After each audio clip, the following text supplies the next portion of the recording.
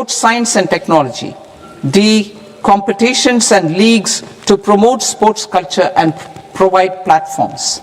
And E, development of sports infrastructure for training and competition. Our third Kartavya aligns with our vision of Sabka Saath, Sabka Vikas towards Vikasit Bharat. This requires targeted efforts for 1. Increasing farmer incomes through productivity enhancement and entrepreneurship, with special attention to small and marginal farmers. B. Empowering Divyangjan through access to livelihood opportunities, training, and high-quality assistive devices. C. Empowering the vulnerable to access mental health and trauma care. D.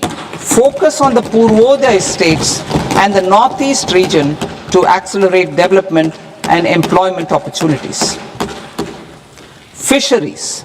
We will undertake initiatives for integrated development of 500 reservoirs and Amrit Sarovars. 2. Strengthen the fisheries value chain in coastal areas and enable market linkages involving startups and women-led groups together with fish farmer producer organizations. Animal husbandry. To provide quality employment opportunities in rural and peri-urban areas, we will support the animal husbandry sector in entrepreneurship development through a credit-linked subsidy program, B, scaling up and modernization of livestock enterprises, C, enhanced creation of livestock, dairy, and poultry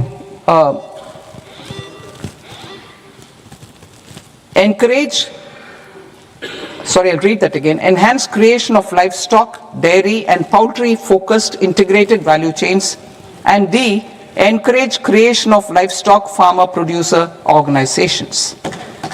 High-value agriculture. To diversify farm outputs, increase productivity, enhance farmers' incomes, and create new employment opportunities, we will support high-value crops such as coconut, sandalwood, cocoa, cashew in the coastal areas, agar trees in northeast, and nuts such as almonds, walnuts, and pine nuts in our hilly regions. These, all of them, will be supported. India is the world's largest producer of coconuts. About 30 million people, including nearly 10 million farmers, depend on coconuts for their livelihood. To further enhance competitiveness in coconut production, I propose a coconut promotion scheme to increase production and enhance productivity through various interventions, including replacing and non-productive trees with new saplings or plants or varieties in major coconut growing states.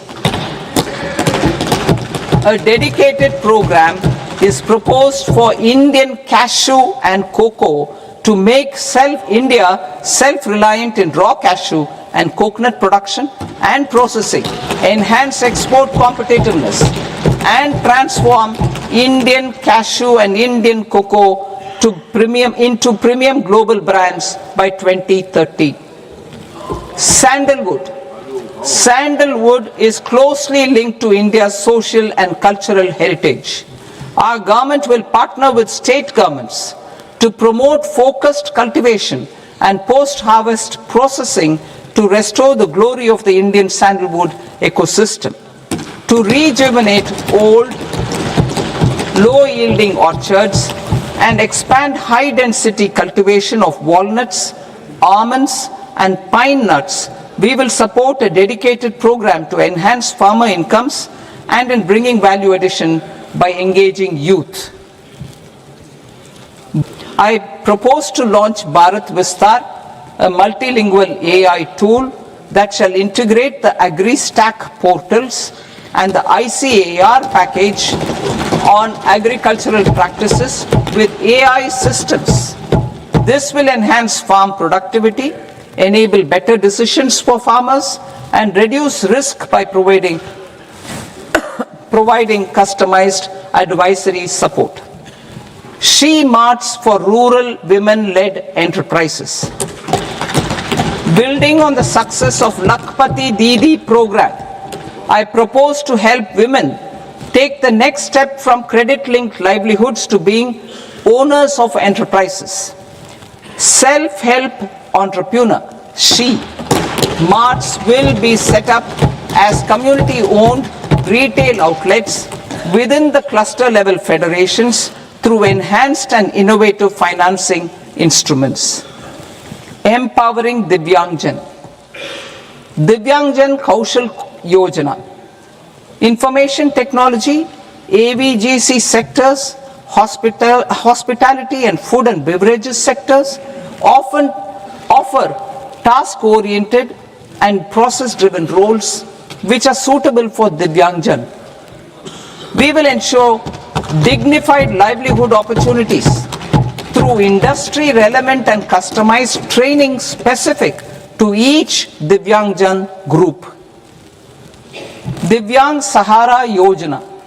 Timely access to high-quality assistive devices for all eligible Divyangjan is a fundamental need.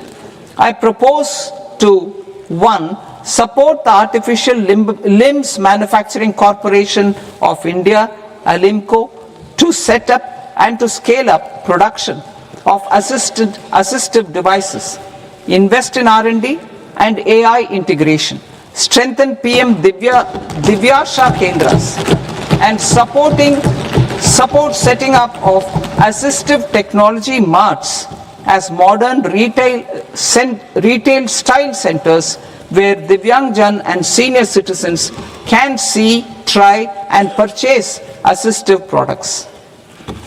Reaffirming our commitment to mental health and trauma care. There are no national institutes for mental health care in North India. We will therefore set up a NIMHANS 2 and also upgrade national mental health institutes in Ranchi and in Tezpur as regional apex institutions. Emergencies expose families, particularly the poor and vulnerable, to unexpected expenditure. We will strengthen and increase these capacities by 50% in district hospitals by establishing emergency and trauma care centers. Focus on Purvodaya states and northeastern regions. Purvodaya. I propose the development of an integrated East Coast industrial corridor with a well-connected node at Durgapur, creation of 5 tourism destinations in 5 Purvodaya states, and the provision of 4,000 e-buses. Buddhist sites in northeastern region. The northeastern region is a civilizational confluence of Theravada and Mahayana or Vajrayana traditions. I propose to launch a scheme for development of Buddhist circuits in Arunachal Pradesh, Sikkim, Assam, Manipur, Mizoram and Tripura. The scheme will cover preservation of temples and monasteries, pilgrimage interpretation centers, connectivity and pilgrim amenities. 16th Finance Commission. On 17th November 2025, the 16th Finance Commission submitted its report to the President. As mandated under Article 281 of the Constitution, the government is to lay the report along with the explanatory memorandum on the action taken report on the recommendations of the Commission in Parliament, which, Sir, Honourable Speaker, you've allowed me to do at the commencement of this session. The government has accepted the recommendation of the Commission to retain the vertical share of devolution at 41%. As recommended by the Commission, I have provided 1.4 lakh crores of rupees to the states for the year 2026-2027 as Finance Commission grants. These include rural and urban local body and disaster management grants. Fiscal consolidation. Government has been delivering on our fiscal commitments consistently without compromising on social needs. To strive towards accepted standards of fiscal management in Budget 25-26, I had indicated that the central government would target reaching a debt to GDP ratio of 50 plus or minus 1% by 2030-31. In line with this, the debt to GDP ratio is estimated to be 55.6% of GDP in BE 26-27, compared to 56.1% of GDP in RE 25-26. A declining debt to GDP ratio will gradually free up resources for priority sector lending and expenditure by reducing the outgo on interest payments. One of the main operational instruments for debt targeting is the fiscal deficit. I am happy to inform this august House that I fulfilled my commitment made in 2021-2022 to reduce fiscal deficit below 4.5% of GDP by 25-26. In RE 25-26, the fiscal deficit has been estimated at par with BE of 2025-26 at 4.4% of GDP. In line with the new fiscal prudence path of debt consolidation, the fiscal deficit in BE 26-27 is estimated to be 4.3% of the GDP.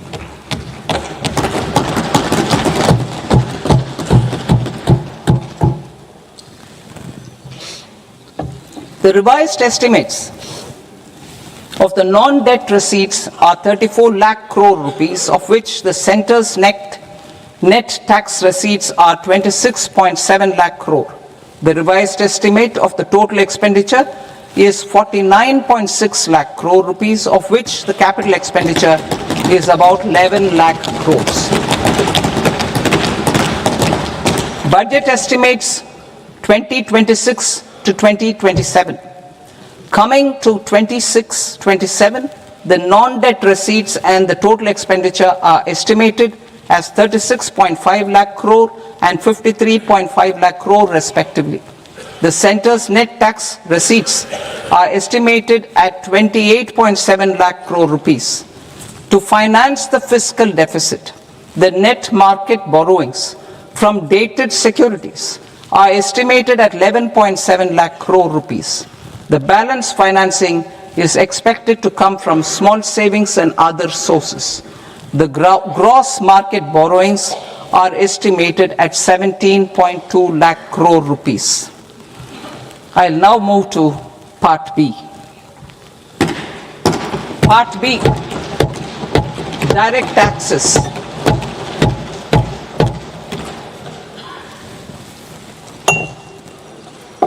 Honorable Speaker, sir, I now present my proposals on direct taxes. New Income Tax Act. In July 2024, I announced a comprehensive review of the Income Tax Act 1961. This was completed in a record time, and the Income Tax Act 2025 will come into effect from 1st April 2026.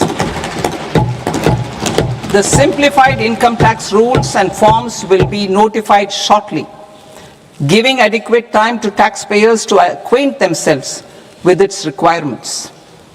The forms have been redesigned such that ordinary citizens can comply without difficulty.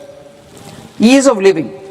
I propose that any interest awarded by the Motor Accident Claims Tribunal to a natural person will be exempt from income tax, and any TDS on this account will be done away with. I propose to reduce TCS rate on the sale of overseas tour program package from the current 5% and 20% to 2% without any stipulation of amount. I propose to reduce TCS rate for pursuing education and for medical purposes under the Liberalized Remittance Scheme, popularly known as LRS, from 5% to 2%.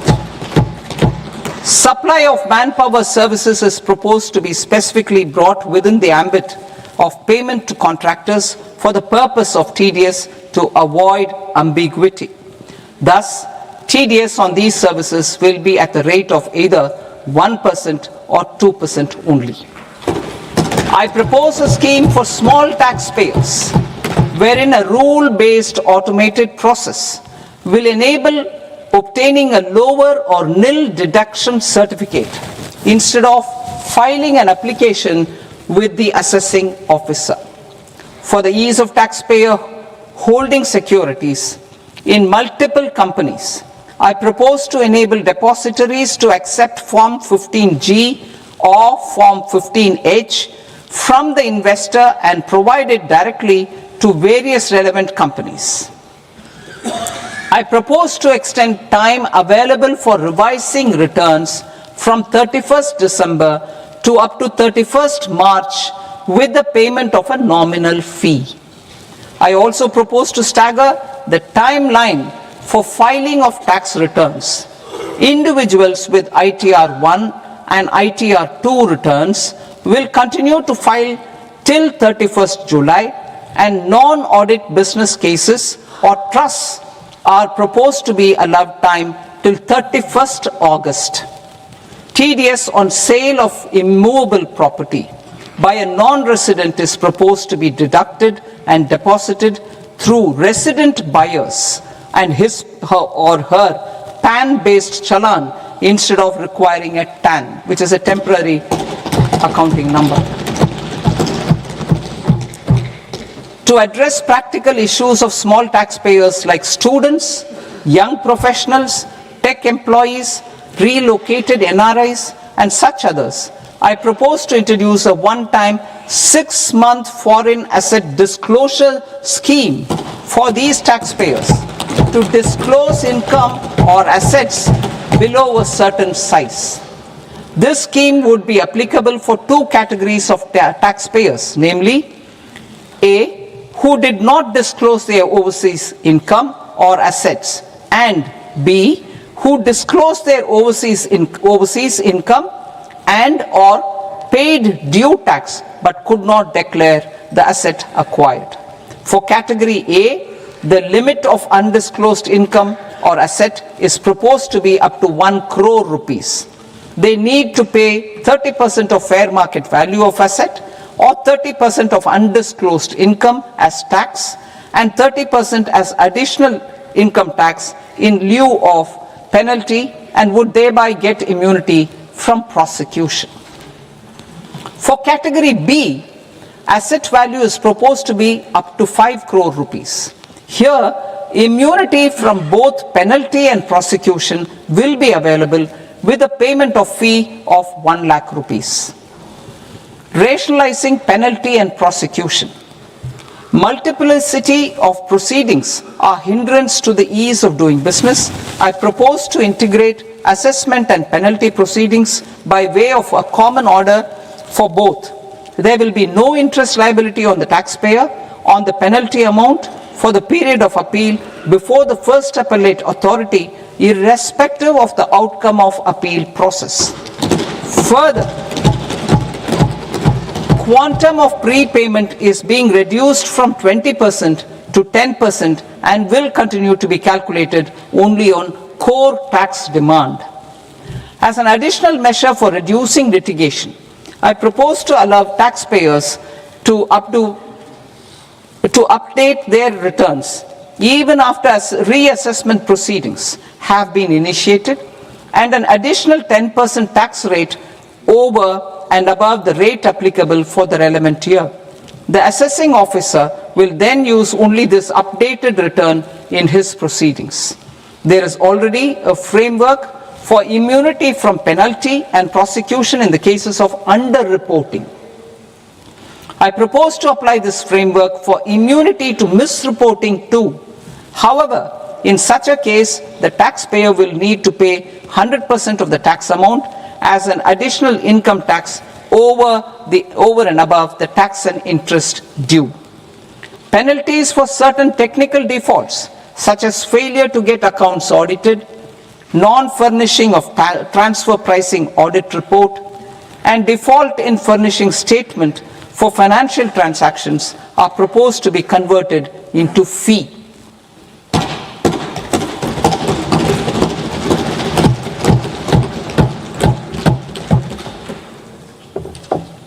I propose to rationalize prosecution framework under Income Tax Act while maintaining a careful balance for deterrence in some serious offence. Non-production of books of account and documents and requirement of TDS payment where payment is made in kind are being decriminalized. Further, minor offences will attract fine only. The remaining prosecutions will be graded commensurate with the quantum of offence. They will entail only simple imprisonment with maximum imprisonment reduced to 2 years and power to courts to convert even those into fines. There is no penalty. There is no penalty presently for non-disclosure of non-immovable foreign assets with aggregate value less than 20 lakh rupees. I propose to also provide them with immunity from prosecution with retrospective effect from 1/10/2024.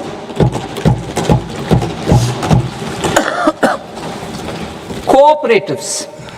Deduction is already allowed to a primary cooperative society engaged in supplying milk, oilseeds, fruits or vegetables raised or grown by its members. I propose to extend this deduction to also include supply of cattle feed and cotton seed produced by its members. I propose to allow inter-cooperative society dividend income as deduction under the new tax regime to the extent it is further distributed to its members. I further propose to allow exemption for a period of 3 years to dividend income received by a notified national cooperative federation on their investments made in companies up to 31/1/2026. This exemption would be allowed only for dividends further distributed to its member cooperatives. Supporting IT sector as India's growth engine.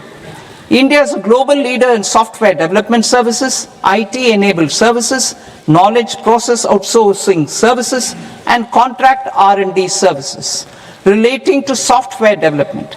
These businesses and their segments are quite interconnected with each other. All these services are proposed to be clubbed under a single category of information technology services with a common safe harbor margin of 15.5% applicable to all. The threshold for availing safe harbor for IT services is being enhanced substantially from 300 crore rupees to 2,000 crore rupees. Safe harbor for IT services shall be approved by an automated rule-driven process without any need for tax officer to examine and accept the application. Once applied by an IT services company, the same safe harbor can be continued for a period of 5 years at a stretch at its choice. For IT services companies who want to conclude advanced pricing agreement, APA, I propose to fast-track unilateral APA process for IT services and endeavor to conclude it within a period of 2 years. A further period of 6 months on taxpayers' request. I propose to extend the facility of modified returns available to the entity entering APA to its associated entities also. Attracting global business and investment. Recognizing the need to enable critical infrastructure and boost investment in data centers, I propose to provide tax holiday till 2047 to any foreign company that provides cloud services to customers globally by using data center services from India. It will, however, need to provide services to Indian customers through an Indian reseller entity. I also propose to provide a sales services from India is a related entity to harness the efficiency of just-in-time logistics for electronic manufacturing. I propose to provide safe harbor to non-residents for component warehousing in a bonded warehouse at a profit margin of 2% of the invoice value. The resultant tax of about 0.7% will be much lower than in competing jurisdictions. To provide fillip to toll manufacturing in India, I propose to provide exemption from income tax for 5 years to any non-resident who provides capital goods, equipment, or tooling to any toll manufacturer in a bonded zone. To encourage vast pool of global talent to work in India for a longer period of time, I propose to provide exemption to global, non-India sourced income of a non-resident expert for a stay period of 5 years under notified schemes. I propose to provide exemption from minimum alternate tax, the MAT, to all non-residents who pay tax on presumptive basis. Tax administration. I propose to constitute a joint committee of Ministry of Corporate Affairs and Central Board of Direct Taxes for incorporating the requirements of income computation and disclosure standards, the ICDS, in the Indian Accounting Standards Ind AS itself. Separate accounting requirement based on ICDS will be done away with from the tax year 27-28. To support Prime Minister Modi's vision of homegrown accounting and advisory firms to become global leaders, I propose to rationalize the definition of accountant for the purposes of safe harbor rules. Other tax proposals. Change in taxation of buyback was brought in to address the improper use of buyback route by promoters. In the interest of minority shareholders, I propose to tax buyback for all types of shareholders as capital gains. However, to disincentivize misuse of tax arbitrage, promoters will pay an additional buyback tax. This will make effective tax 22% for corporate promoters. For non-corporate promoters, the effective tax will be 30%. TCS rate for sellers of specific goods, namely alcoholic liquor, scrap, and minerals, will be rationalized to 2%, and that on tendu leaves will be reduced from 5% to 2%. I propose to raise the STT on futures to 0.05% from the present 0.02%. STT on options premium and exercise of options are both proposed to be raised to 0.15% from the present rate of 0.1% and 0.125% respectively. We reformed the taxation landscape for corporates in 2019 by providing them a simplified regime with lower tax rate so that they could productively focus on business rather than on claim of deductions and exemptions. To encourage companies to shift to the new regime, set off of brought forward MAT credit, minimum alternate tax credit, is proposed to be allowed to companies only in the new regime. Set off using available MAT credit is proposed to be allowed to an extent of 1/4 of the tax liability in the new regime. MAT is proposed to be made final tax. So there will be no further credit accumulation from 1st April 2026. In line with this change, the rate of final tax is being reduced to 14% from the current MAT rate of 15%. The brought forward MAT credit of taxpayers accumulated till 30th March 2026 will continue to be available to them for set-off as above. Indirect taxes. I shall now take up proposals related to indirect taxes.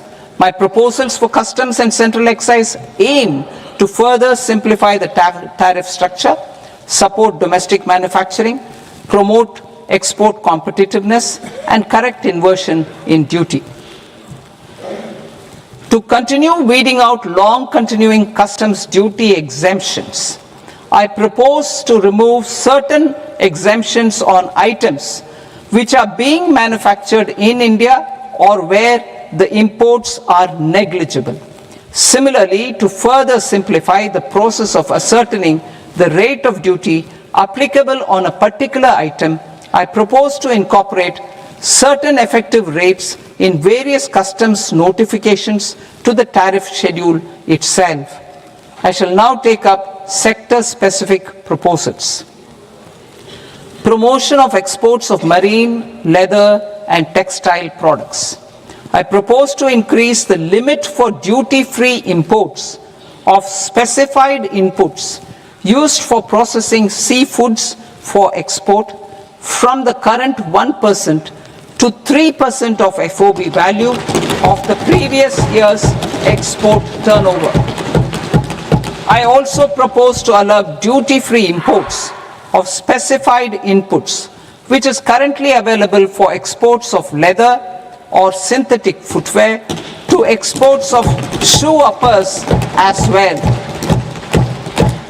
I propose to extend the time period for export of final product from the existing 6 months to 1 year for exporters of leather or textile garments, leather or synthetic footwear, and other leather products. Energy transition and security. I propose to extend the basic customs duty exemption given to capital goods used for manufacturing lithium-ion cells for batteries to those used for manufacturing lithium-ion cells for battery energy storage systems also. I propose to exempt basic customs duty on import of sodium antimonate for use in manufacture of solar glass. Nuclear power. I propose to extend the existing basic customs duty exemption on imports of goods required for nuclear power projects till the year 2035 and expand it for all nuclear plants irrespective of their capacity. Critical minerals. It is proposed to provide basic customs duty exemption to the import of capital goods required for the processing of critical minerals in India. Biogas blended CNG. I propose to exclude the entire value of biogas while calculating the central excise duty payable on biogas blended CNG. Civil and defense aviation.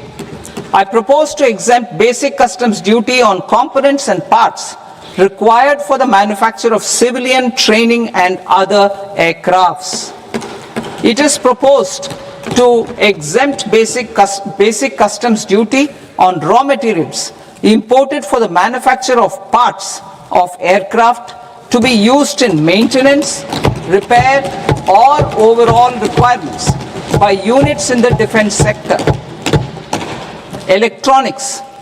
To deepen value addition in the consumer electronics sector, I propose to exempt basic customs duty on specified parts used in the manufacture of microwave ovens. Special economic zone. To address the concerns arising about utilization of capacity by manufacturing units in the special economic zones due to global trade disruptions, I propose as a special one-time measure to facilitate sales by eligible manufacturing units in SEZs to the domestic tariff area at concessional rates of duty. The quantity of such sales will be limited to a prescribed proportion of their exports. Necessary regulatory changes will be undertaken to operationalize the measures while ensuring level playing field for the units working in the DTA. Ease of living. To rationalize the customs duty structure for goods imported for personal use, I propose to reduce on all dutiable goods imported for personal use from 20% to 10%.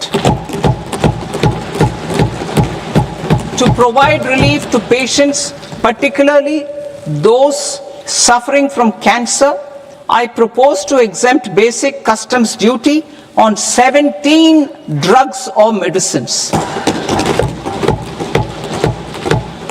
I propose also to add 7 more rare diseases for the purposes of exempting import duties on personal imports of drugs, medicines, and food for special medical purposes used in their treatment.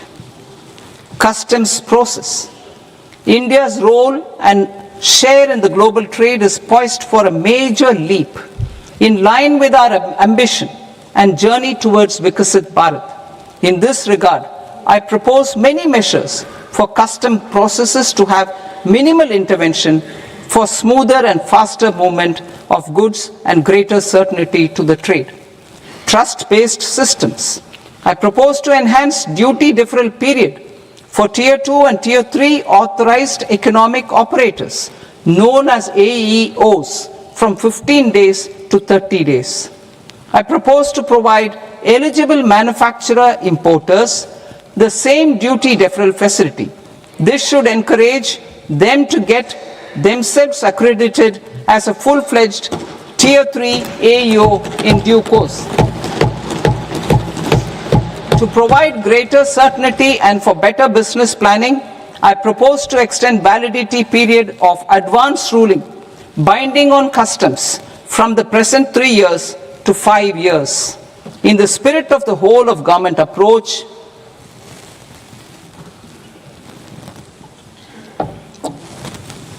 government agencies will be encouraged to leverage AEO accreditation for preferential treatment in clearing their cargo.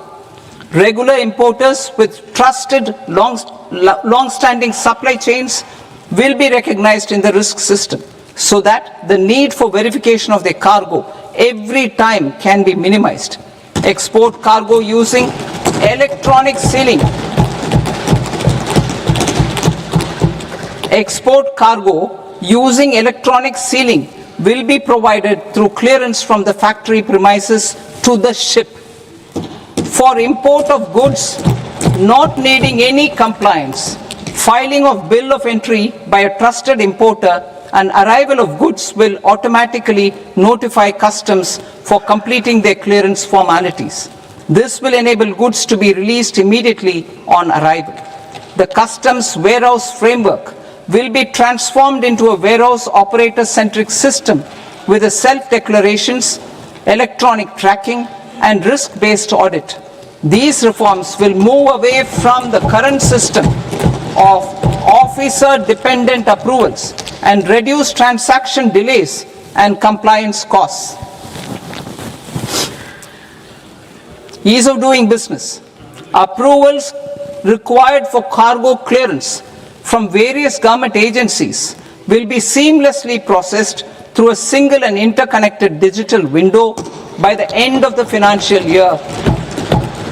Processes involved in clearance of food, drugs, plant, and animal and wildlife products, accounting for about 70% of interdicted cargo, will be operationalized on this system by April 2026 itself. For goods not having any compliance requirement, clearance will be done by customs immediately after online registration is completed by the importer, subject to the payment of duty. Customs integrated system will be rolled out in 2 years as a single integrated and scalable platform for all customs processes. Utilization of non-intrusive scanning with advanced imaging and AI technology for risk assessment will be expanded in a phased manner with the objective to scan every container across all the major ports. New export opportunities to support Indian fishermen to fully harness the economic value of marine resources beyond our territorial waters. The following measures will be taken. A. Fish catch by an Indian fishing vessel in exclusive economic zone or on the high seas will be made free of duty. Landing of such fish on foreign port will be treated as export of goods. Safeguards will be put in place to prevent misuse during fish catch, transit, or transshipment. To support aspirations of India's small businesses, artisans, and startups to access global markets through e-commerce, I am pleased to announce complete removal of the current value cap of 10 lakh rupees per consignment on courier exports.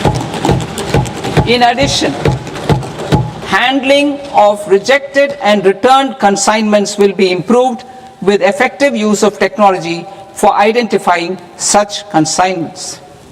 I propose to revise provisions governing baggage clearance during international travel to address genuine concerns of passengers. The revised rules will enhance duty-free allowances in line with the present-day travel realities and provide clarity in temporary carriage of goods brought in or taken out. There are honest taxpayers who are willing to settle disputes by paying all their dues, but they get deterred due to negative connotation associated with penalty. They will now be able to close cases by paying an additional amount in lieu of penalty. Honorable Speaker, sir, with this, I commend the budget to this august House. Jai Hind.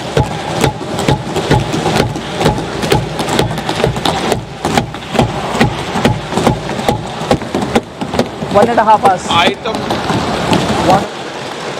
Item number 3 माननीय वित्त मंत्री जी।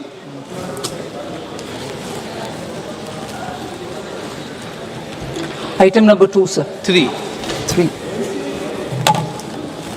Sir, with your permission, I rise to lay on the table of the following statements under Section 3, 1 of the Fiscal Responsibility and Budget Management Act of 2003. Medium-term fiscal policy cum fiscal policy strategy statement and macroeconomic framework statement. Item number 4 माननीय वित्त मंत्री जी। Sir, with your permission, I move for leave to introduce the Finance Bill 2026. प्रश्न ये कि विधेयक को पुनर्स्थापित करने की अनुमति प्रदान की जाए। जो सदस्य इस पक्ष में हाँ गए, जो सदस्य विरोध में ना गए, मेरे विचार में निर्णय हाँ वालों के पक्ष में हाँ वालों के पक्ष में अनुमति प्रदान की जाती है। माननीय मंत्री जी, अब विधेयक पुनर्स्थापित करें। Sir, I introduce the bill. माननीय सदस्यगण, आपको सूचित किया जाता है कि माननीय वित्त मंत्री जी के बजट भाषण की कॉपी पब्लिकेशन काउंटर पर ली जाती है। बजट भाषण और बजट से संबंधित दस्तावेज आपके मोबाइल फोन और मेंबर पोर्टल्स पर ही उपलब्ध है। सभा की कार्रवाई कल सोमवार दिनांक 2 फरवरी 2026 को प्राप्त 11 बजे तक के लिए स्थगित की जाती है।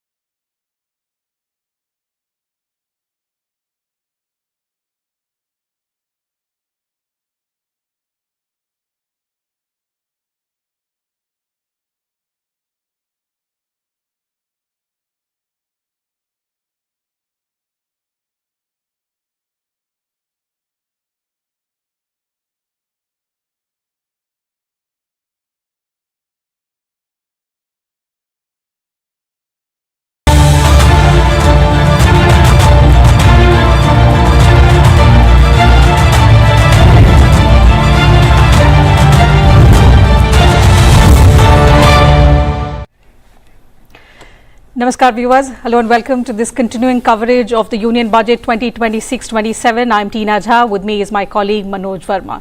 So you heard the Finance Minister Nirmala Sitharaman presenting the Union Budget 2026-27, also introducing the Finance Bill. She's made history today as she presented her 9th consecutive Union Budget under the leadership of Prime Minister Modi. This, viewers, is also the first time in India's fiscal history that the Union Budget has been presented on a Sunday. We'll discuss some of the proposals and the key highlights of this budget speech, which extended nearly 1.5 hours, some of the key announcements that the Finance Minister made. In fact, the proposals in the budget, she said, are aimed at boosting growth, meeting people's aspirations, most importantly, enabling inclusive development. So the key highlight of the budget 2026-27 is that India has set a lower fiscal deficit target and higher capex outlay for FY27 with a reforms push. Just to put it into numbers, for the financial year 2027, the capital expenditure has been set at 12.2 lakh crore rupees. The fiscal deficit target has been set at 4.3% of GDP in FY27. In fact, if you heard the Finance Minister, she said she fulfilled her commitment that she made in FY 2022 to reduce the fiscal deficit below 4.5% of the GDP. Also, in revised estimates 2025-26, the fiscal deficit is at 4.4% of the GDP. The debt to GDP ratio is estimated at 55.6% in budget estimates 2026-27 versus the 56.1% in revised estimates 25-26. FY27 expenditure is estimated at 53.5 lakh crore rupees. The revised estimates of expenditure in FY 2026 were 49.6 lakh crore rupees. So a significant jump there as far as the numbers are concerned. Also, FY 27 net market borrowing from the dated securities is estimated at 11.7 lakh crore rupees. The gross market borrowing is seen at 17.2 lakh crore rupees. The net tax receipts estimated at 28.7 lakh crore rupees in FY27. We'll bring you charts and graphics related to it for you to understand better. These are just some of the numbers that we were able to pick up from the Finance Minister's speech. So in a few moments from now, our production team will be able to put out charts and graphics for you to understand better those numbers and a comparative data of how these numbers stand compared to the previous budgets. Also, the states, they will be getting 1.4 lakh crore rupees as the Finance Commission grants. These were about the important numbers, Manoj. Let's now quickly give our viewers a recap of some important announcements and statements that the Finance Minister spoke about, especially in terms of how this budget takes us closer and aligns it with our Viksit Bharat vision. जी बिल्कुल टीना जी, अगर आज के budget की हम बात करें, जिस तरह निर्मला सीतारमण जी ने अपना बजट पेश किया है और 3 कर्तव्य खास तौर से बताए हैं सरकार के, और ये 3 कर्तव्य जो हैं वो विकसित भारत का एक रोड मैप सरकार ने प्रस्तुत किया है देश के सामने कि कैसे सरकार जो है देश की आर्थिक स्थिति को मजबूत करेगी, उसको लेकर काम करेगी। साथ ही जो जन आकांक्षा हैं, मतलब जन आकांक्षाओं से मतलब शिक्षा, स्वास्थ्य, जो आम आदमी से जुड़ी पहलू हैं, उन पर कैसे काम करेगी। इसी प्रकार सरकार ने 3 अपने कर्तव्यों के साथ देश को विकसित भारत के रोड मैप पर ले जाने का अपनी इच्छा प्रकट इस बजट के माध्यम से निर्मला सीतारमण जी ने की है। जाहिर तौर पे बजट में गांव, गरीब, किसान सरकार की प्राथमिकता में है। साथ ही शिक्षा और स्वास्थ्य को सरकार ने बूस्ट करने का काम किया है। देश के इंफ्रास्ट्रक्चर पर भी सरकार का खासा फोकस रहा है। बायो फार्मा सेक्टर के लिए सरकार ने अपने खजाने का मुंह खोला है और सेमीकंडक्टर को लेकर भी सरकार ने कई महत्वपूर्ण ऐलान इसमें किए हैं। हम जो पॉइंट्स हैं बजट के, उन पर चर्चा करेंगे अपने खास मेहमानों के साथ टीना, और दर्शकों को बताने की कोशिश करेंगे कि इस बजट का संदेश क्या है, मायने क्या हैं। Certainly, as Manoj rightly said, the contour, the overview of the budget is that the Finance Minister, under the leadership of the Prime Minister, has proposed interventions in 6 areas, and the budget revolves around these 6 areas, which includes scaling up manufacturing is in 7 strategic and frontier sectors. The FM spoke about rejuvenating legacy industrial sectors, creating champion MSMEs, again, key driver of our growth. So special attention has been given to that sector as well. Also delivering a powerful push for infrastructure. So in addition to expanding some of the already existing schemes, there are several key announcements, new announcements that the finance minister has also made in this regard, ensuring long-term security and stability. And another key dimension that you will find in the budget is developing city economic regions. So we'll discuss with experts who are joining us in the studio. We'll also have industry leaders join us virtually to talk about what they think about the budget and most importantly how it aligns with our Viksit Bharat roadmap. Joining us are two guests in the studio. So let's begin the program by introducing them to you. Delighted to welcome Dr. Aman Agarwal, Director, Indian Institute of Finance, and Dr. Sabyasachi Saha, Associate Professor, RIS. Thank you, gentlemen, for joining us on the program. To begin with you, Professor Agarwal, how would you sum up the budget? Let's begin the program with that. No, I think the budget has laid down the path for a $5 trillion economy and the Viksit Bharat program of the Government of India in terms of introducing not only growth but also the growth which can be felt by the common man. I think almost all segments of the society have been touched upon. The capex has been kept almost consistent to bring in growth and the stability in the economy, and the fiscal prudence which this government has introduced for almost over a decade now is reaping fruits, as the Honorable Finance Minister also pointed out that her commitment has met grounds of keeping it below 4.5% and targeting further down going forward. I think the GDP numbers in the last 2 quarters have shown clearly that the 7.4% projected in the economic survey might even get surpassed if we are able to get a similar kind of a jump as we've seen in Q2, Q3 this year. In fact, crossing 7.5 if possible, because all the factors which are there are so positive, giving a positive rebounding effect. And in fact, the budget has laid down a pathway which industry across the globe and within the country looks upon for introducing investments in the country in different segments. And in my opinion, none of the segments, whether it is social sector, rural development, or agriculture, healthcare, education, you talk of a sector, it has been looked upon. Even from a macroeconomic perspective, she has contributed and given not only roads and railways, but even city infrastructure, meeting the AI needs and structures which are there, the latest to be there. She's also talked about employment and how different sectors will induce employment through her schemes which she has proposed in the budget. I think the budget is a way forward beyond, as we say, India is more like an elephant. It is like an elephant which has been added the wings of a jet to go forward at a very fast speed, like the BrahMos is making a mark globally for India. Similarly, this budget will make a mark for this country. Absolutely. Before we proceed, Manoj, two more guests have joined us virtually. Professor Ashok Viswandas, he's Professor Applied Economics, IIPA, and ex-chairman CACP, Ministry of Agriculture and Farmers Welfare, and Mr. Riaz Tingna, he's a partner tax, Grant Thornton Bharat. Thank you, gentlemen, for joining us on the program as well. We'll get reactions from you in just a bit. Let me first get in Professor Saha. He's been waiting for long. Professor, your first reaction to the budget, because riding the expectations, there were huge expectations of this budget. So how do you look at it? Is it a growth budget, a reform budget, or a mix of both? Yeah, thank you for having me on the show. Once again, this has been a very remarkable budget in terms of the sectors that it has covered. It is an all-round budget. And it must be seen in continuity to the previous budgets, particularly the post-COVID budgets, when we were focusing not only on growth but also to ensure the supply chain resilience for the economy. And this year, in continuation to the push that was given to Atmanirbharta and Make in India, we see critical enablers being activated for the industrial sector, particularly the 7 sectors that the Finance Minister has particularly mentioned in her budget speech. We have also seen in the economic survey, which has categorically mentioned about the dynamism both in the industrial sector as well as the services sector in terms of its export potential as well as the importance for the economy. Overall, Finance Minister has touched upon key enablers for energizing both industrial and the services sector, because those are also the areas where the value addition would come from, along with employment.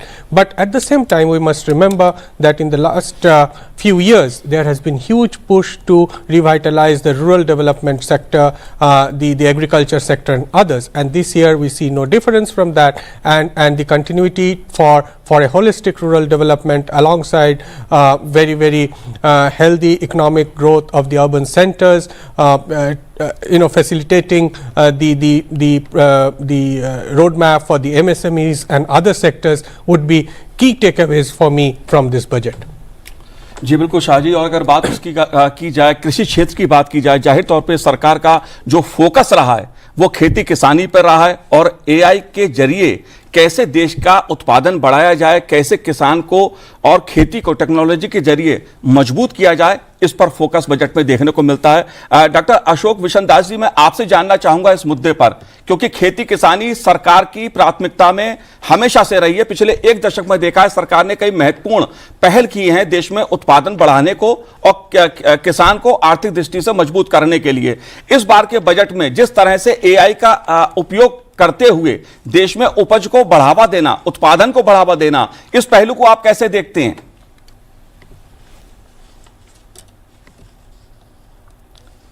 Ashok ji, आप जी, Ashok ji unmute कीजिए। Sorry, yeah, I hope I'm audible.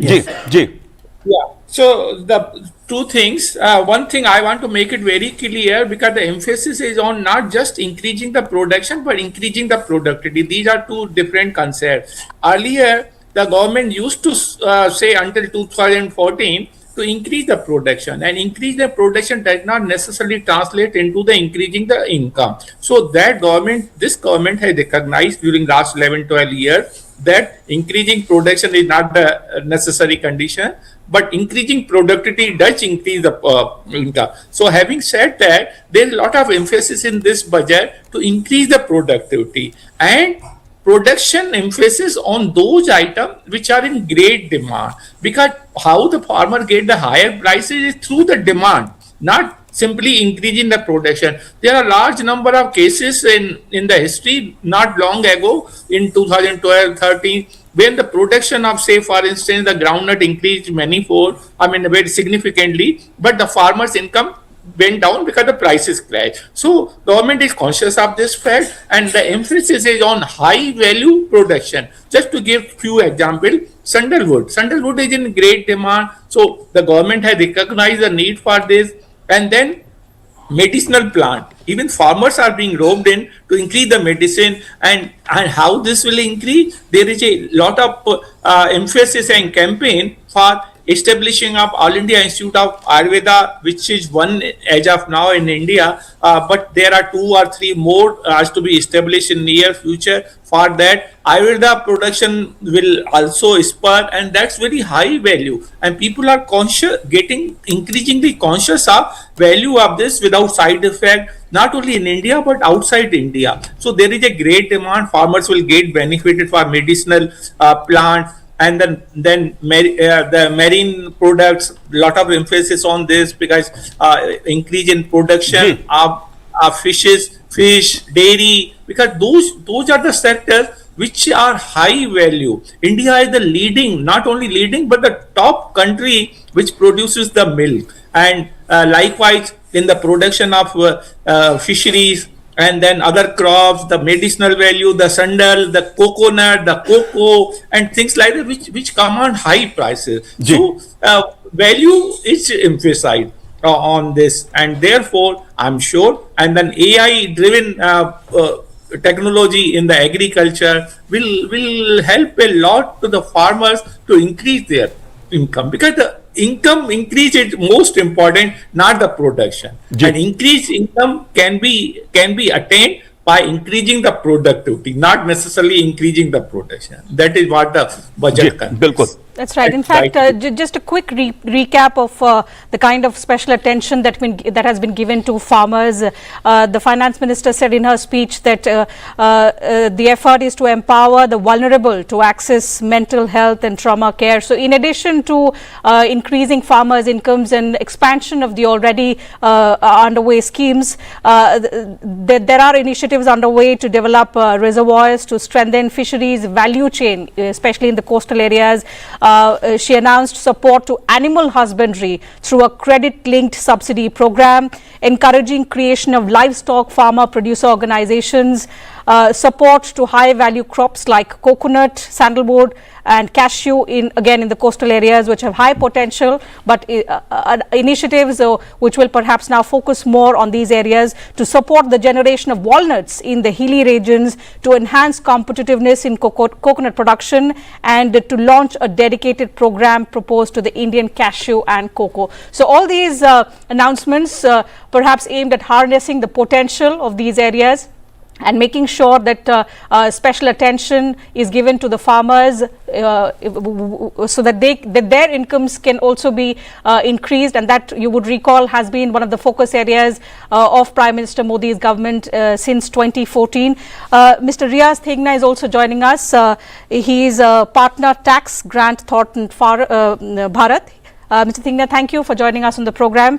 The first reaction on the budget, what is it that stood out for you from the Union Budget 2026-27, which again aimed at continuity and growth-oriented measures? No, absolutely. I think one of the most striking features of the budget is the consistency with which the policies are followed. The emphasis towards reforms, simplification continues.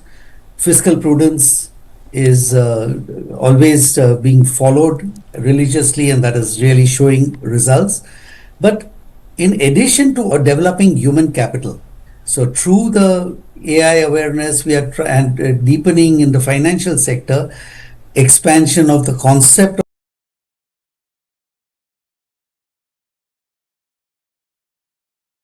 of infrastructure, from physical to an overall institutionalized skill development infrastructure.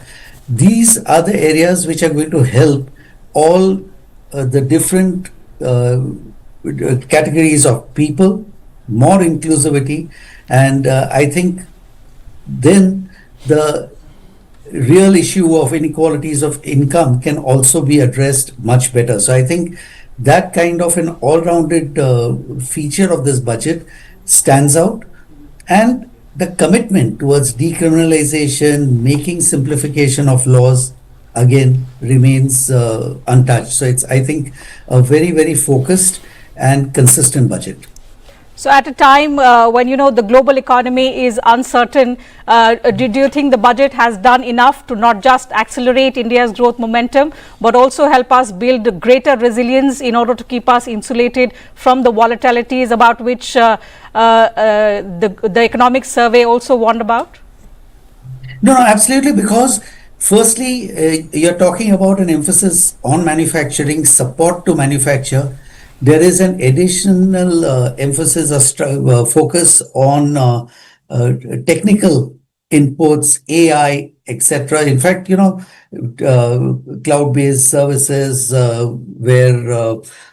which are using Indian data centers have been exempted from tax. Those kind of approaches have ensured that there will be more amount of income flowing in. There is some relief on the investment front, allowing or encouraging more foreign investment to come in. With all this, the strengthening of the economy, both